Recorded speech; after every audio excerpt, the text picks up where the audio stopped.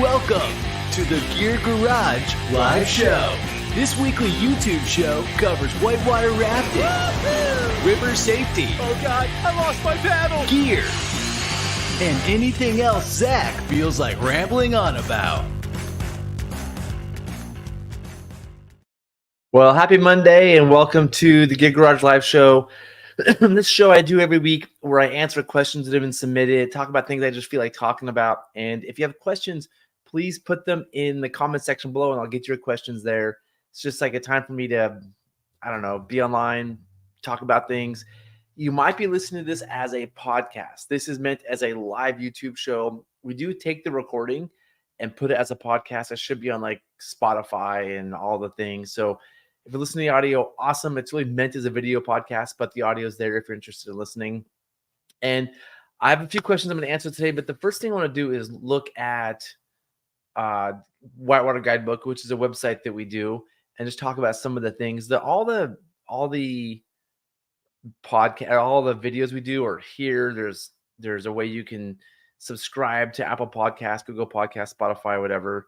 There's also under the Gear Garage tab, this is where you ask a question. And so if you have a question for the show, I know the message box is too small, write your email, write your message somewhere else and cut and paste it into here. I'm working on making the message box bigger. It's harder than it sounds.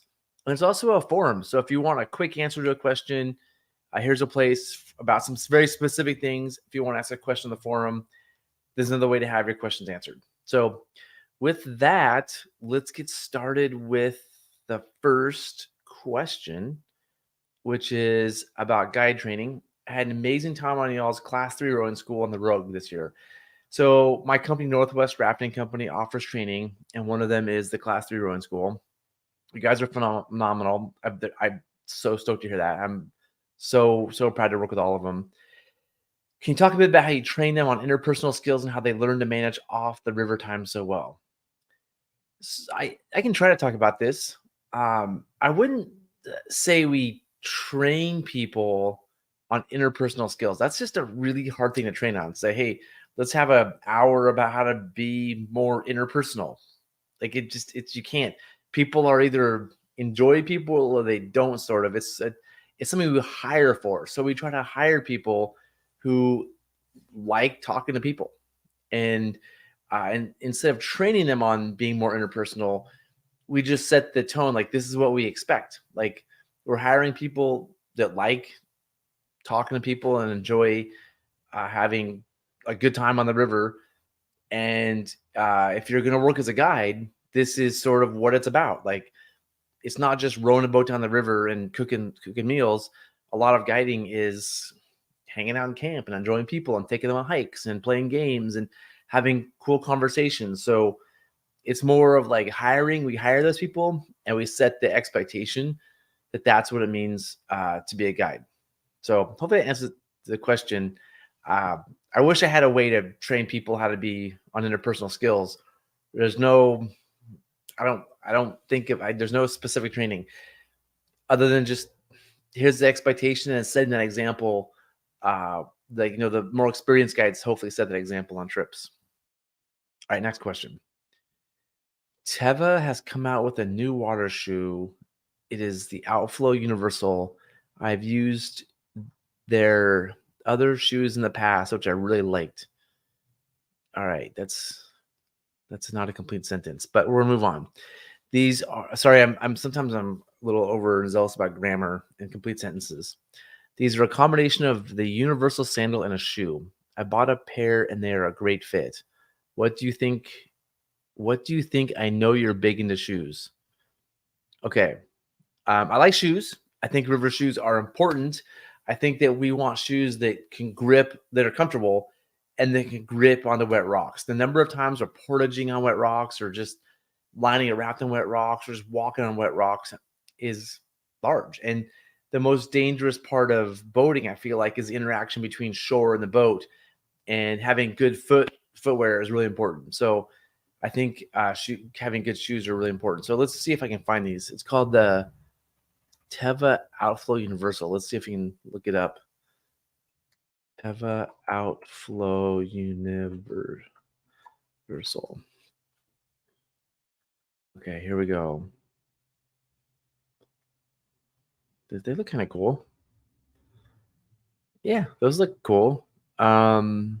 Interesting. My only hesitation, back in the day, I had this Tivas were like what everybody had. It's just what you got. And there was one called the Pterodactyl, which was my favorite Tiva, and it had really good grip on rocks. I don't feel like Tivas or Tevas, however you pronounce it, have really good. Oh, here we go. Shop outflow. I don't feel like their soles are that good anymore, and I wish I had more information. These look kind of cool. One of my concerns with shoe sandal combos is they create blisters. A lot of them rub up against your feet. Feel like this is like an aqua sock almost that you can tighten down. Looks like a nice sole. It's vegan, which is a huge bonus. I'm so glad these are vegan and recycled, so they're properly woke. Let's just see what it says about the recycled. Treated with Life Natural, a peppermint-based anti-odor treatment. Man, recycled mesh, best for day hikes, water activities. It doesn't say anything about the sole that has me super inspired. There's nothing here that says like super grippy on wet rock. I would love to know that. They come in cool colors. So yeah, these look pretty cool. Again, my only hesitation is, do they grip to wet rock? And when I see it says 30% recycled rubber outsole provides durability and traction. Well, they say they provide traction, but that's all there is. So I'd love to know more about how well they grip to rock. If it said like Vibram sole or 510 rubber or something awesome, I'd be really stoked on them. But yeah, those look cool. I'm not going to buy a pair, but if everybody started wearing them and we're raving about them, I think about it. Okay. Next question. Okay, I gotta make this one big. It's a lot of words. Love the show and hoping to try and not be a fair weather boater this off season, but I don't have any experience boating in the winter. Is there a checklist or process you go through that is different for cold weather boating?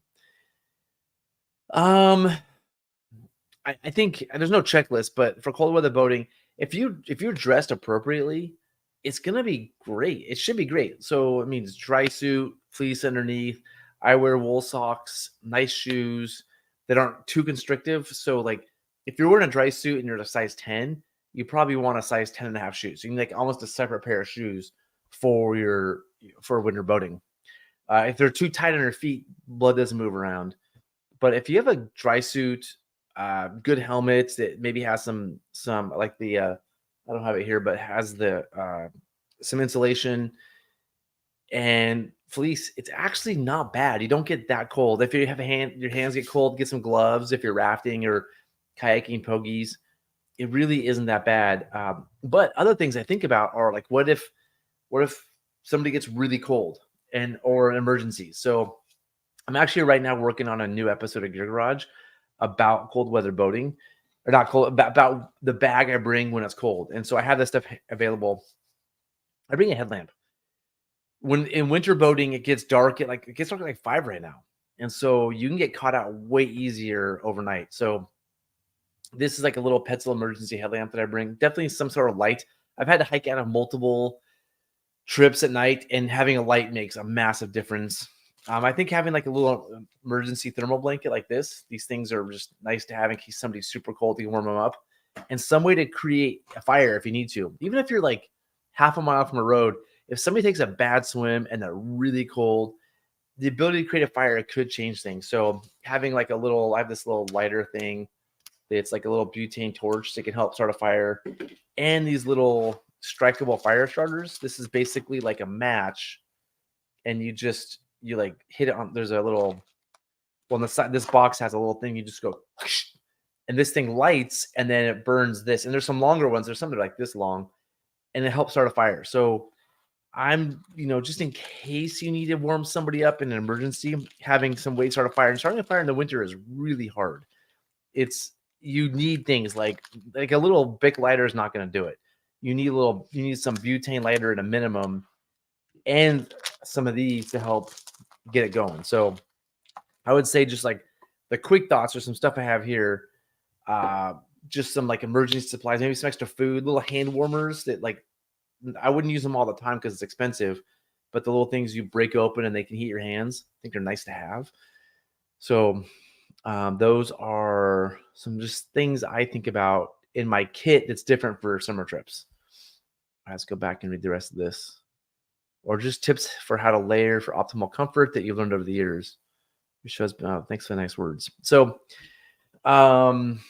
yeah, I mean, I really like wool. I'm a huge fan. Fleece is great too. Wool doesn't smell, and if you're boating in the winter a lot, your stuff gets really smelly. Wool doesn't burn too. So if you get too close to a fire on an overnight, it doesn't. If you like try to, if you dry your fleece next to a fire, you gotta be really careful it doesn't melt. Or if it's wool, it probably won't melt, which is great. So like I'll wear like a thin layer on the top, and then those full body suits. So immersion research makes these things are really sweet. Let me see how I get back to here. Immersion Research's website. They make a really cool like full body suit, which I think is really nice under a dry suit. Let's see if we can find it here. Base layers. Let's see. That's like these things right here, these union suits. Just these one-piece suits are really nice. So like I'll wear a thin wool, and this is fleece, this isn't wool, but I'll wear like a thin wool top, and this over the top of that, and I'll stay really warm. If it's super cold, like really, really cold, like icicles on your helmet cold, I'll put like a thin puffy under my dry suit. But it's hard to move around with a thin puffy, so I don't usually do that. Hopefully I answered that question. We have some comments, so we'll see what everybody says. One of the toughest things for me was not layering my feet, not over layering my feet. Yeah, I just wear a pair of wool socks. I mean, the same sock, I love wool socks. So the same socks I wear mountain biking or just day to day or boating are the same ones. I have thin ones and thick ones. If it's really cold, I'll wear the thick ones. Yeah, just wool socks and tennis shoes. Yeah, tennis shoes are great. Except going back to shoes, tennis shoes, like they don't have the best grip on wet rock or icy rock. Sometimes if it's really cold, it's icy. If it's really, really cold, it's icy. So I probably not gonna wear tennis shoes, but like a wool sock, the booty that goes over the top, and then shove that in like a nice river shoe. Like those Tevas might be not bad. Could be the way to go. All right. And Heidi says there might be some Black Friday deals on dry suits. Maybe. Yeah, who knows? Who knows what Black Friday deals are that are out there? So that's the end of the questions. Before we finish up, again, if you do have questions, throw them in the comments right now. Otherwise, we'll finish this up. I want to talk about the Yeti bucket. I just did a video about this. Man, I ordered one of these. I had a gift certificate to Yeti. I'm like, do I really need a bucket? This thing is sweet. If I'm going to have a bucket, I want it to be this bucket.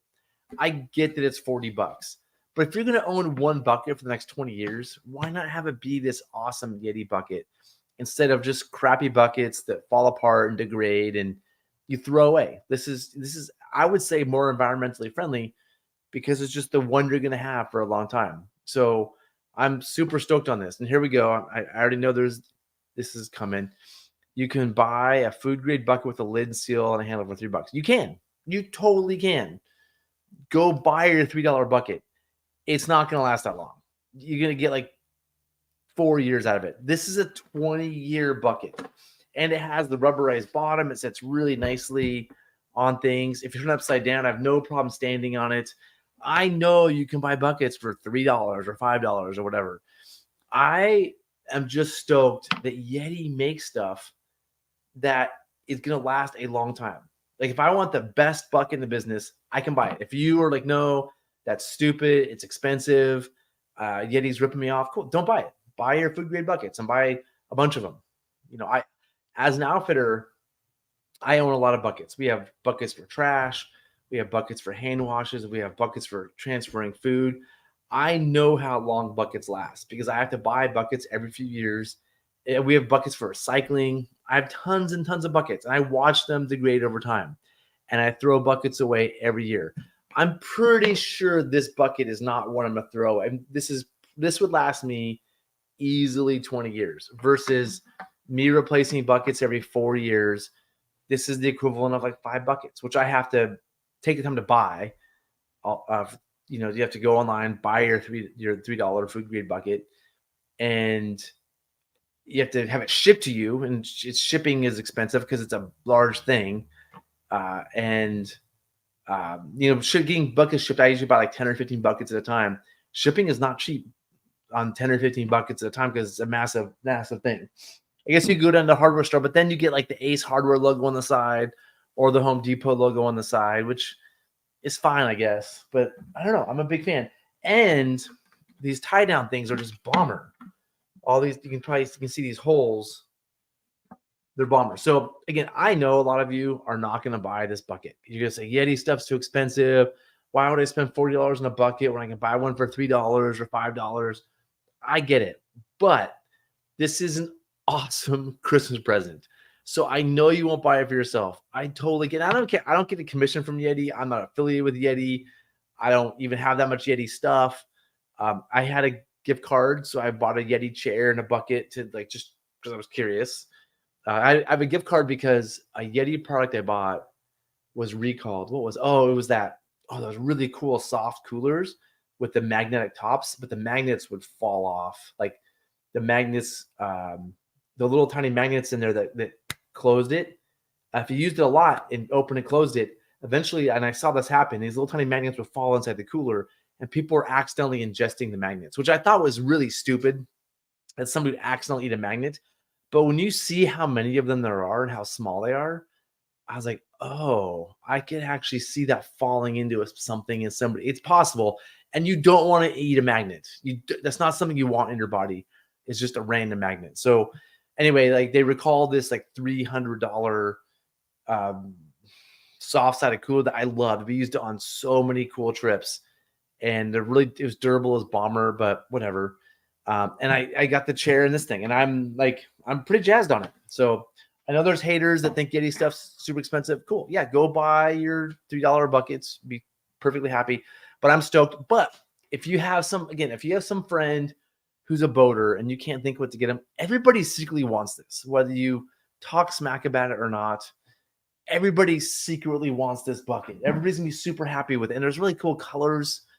So it's $40. It's a great gift for a boating friend for Christmas or Hanukkah or their birthday or New Year's Day or Thanksgiving, whatever it is. So that's my thoughts about that bucket. And that's all I have for the show today. Thank you, everybody, for watching. We'll do this. I'm back from Thanksgiving, and we'll do it the week after Thanksgiving on Tuesday.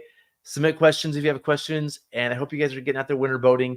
The rain hasn't quite come. There's a little blip of it a little bit. But here we go. Here's some comments. Best bucket ever. Yeah. Love this bucket. Yeah. Let's just embrace it. Be like, hey, I own a $40 bucket. So what? Like, it doesn't make you a bad person to own a $40 bucket. It is a great bucket. It's a very nice thing to have. But if you have comments, questions for me, and if when I get back in the week, I look forward to a show a week from tomorrow. Thanks for joining, everyone.